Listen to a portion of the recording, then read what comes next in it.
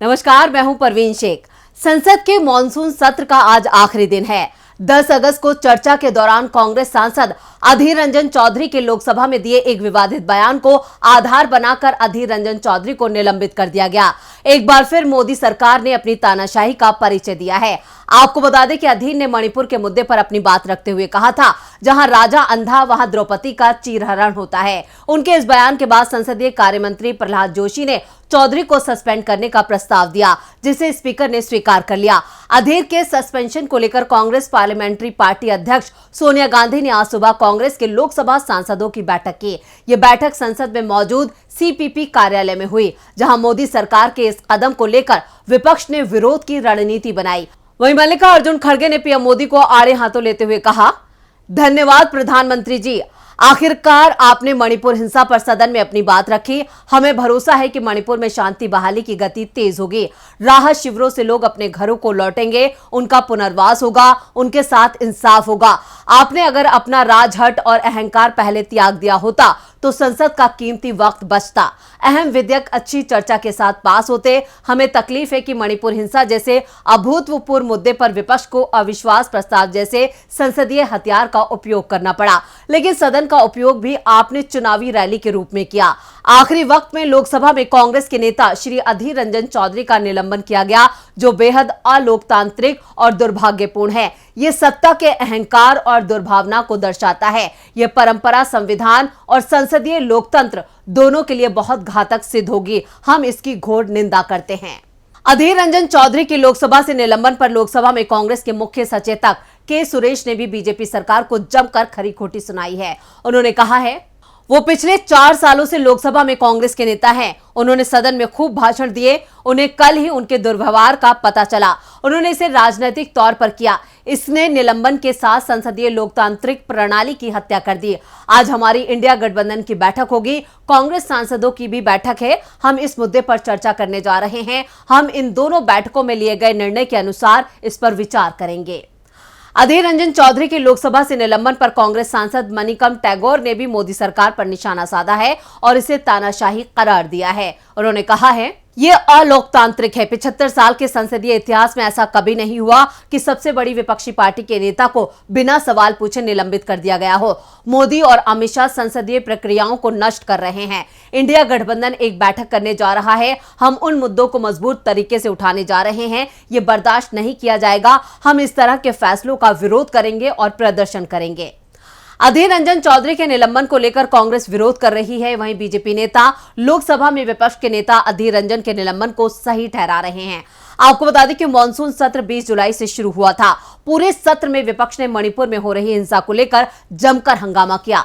वो पीएम मोदी से मणिपुर पर बोलने की मांग कर रहे थे। इसके लिए विपक्ष ने 26 जुलाई को केंद्र सरकार के खिलाफ अविश्वास प्रस्ताव लाने का फैसला किया था।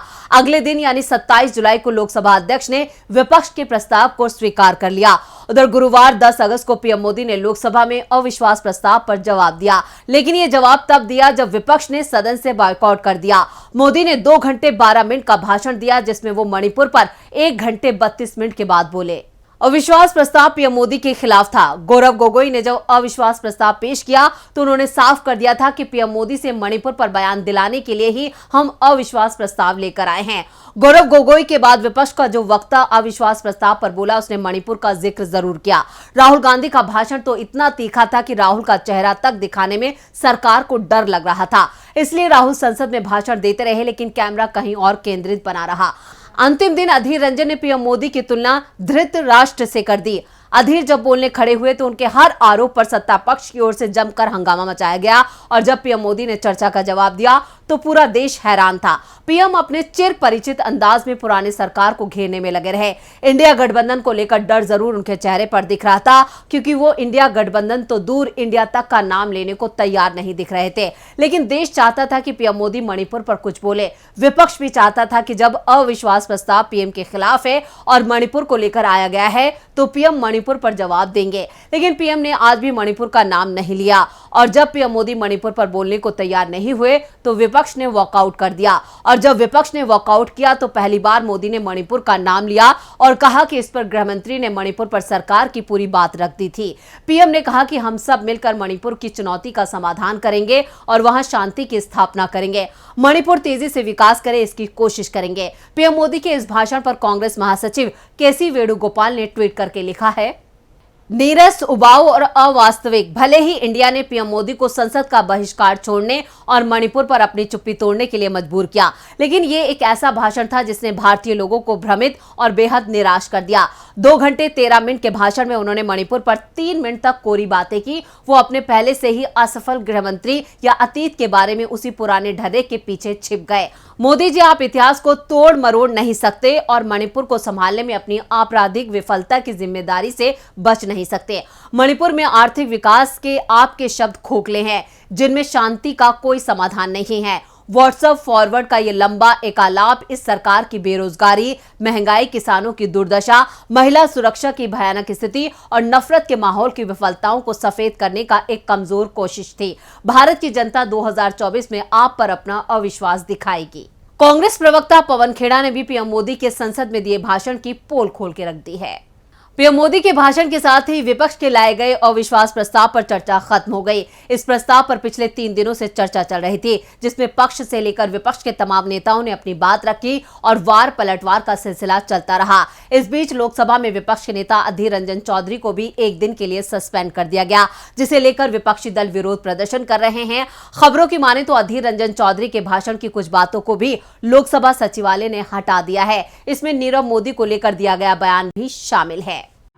महीनों से जलता सुलगता एक प्रदेश, 2 भागों में बंटता हुआ एक प्रदेश, एक ऐसा प्रदेश जहां के नौजवान के हाथ में कलम नहीं है, हथियार है। एक ऐसा प्रदेश जहां की महिलाओं की आबरू तार तार है।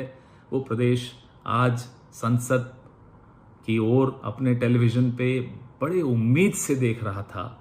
आज उसकी उम्मीदें प्रधानमंत्री ने चूर चूर कर दी, तोड़ दी। आज प्रधानमंत्री के एक एक शब्द में अहंकार था, घृणा थी, नफरत थी, सब कुछ था। अपने पद की मर्यादा और गरिमा का ज्ञान या आभास कतई नहीं था। अहंकार सत्ता का, देश की मौजूदा हालत पे सवाल पूछने वाले विपक्ष के प्रति नफरत।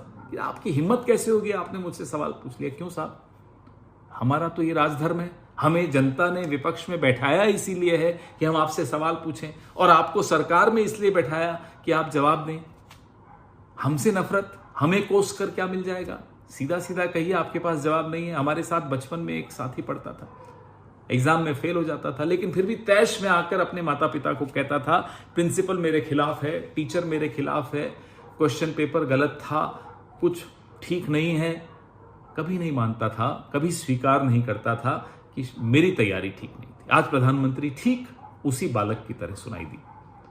लेकिन जिस फूहड़ता का परिचय उन्होंने आज दिया संसद में, वो फूहड़ता देखकर ऐसा अफसोस हुआ कि 140 करोड़ लोगों के ये प्रधानमंत्री, चुने हुए प्रधानमंत्री, दूसरे टर्म के प्रधानमंत्री किस तरह से पेश आ रहे हैं। तो आपको हमारा ये वीडियो कैसा लगा, नीचे कमेंट बॉक्स में अपनी राय जरूर दें और इस वीडियो को ज्यादा से ज्यादा लाइक करें और शेयर करें। देखते रहें डीबी लाइव। नमस्कार।